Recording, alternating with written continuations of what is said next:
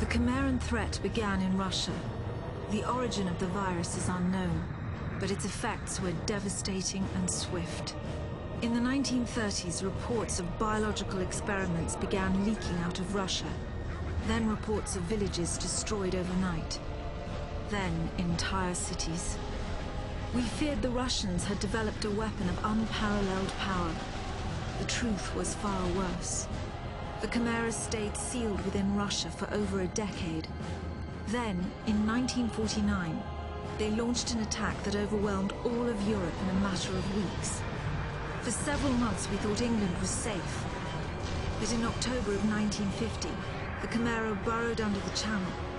We had prepared for them, but in 3 months' time, the war was lost. We abandoned the cities to the Chimera and retreated to scattered military bases and outposts. The Chimera had won.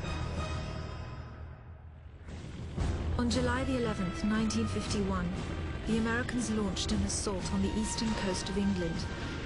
On the second wave of that assault was a sergeant named Nathan Hale. The actions of that soldier have become a matter of both scrutiny and myth. What follows are the known events of his life, from July 11th to July the 14th, the day he was last seen.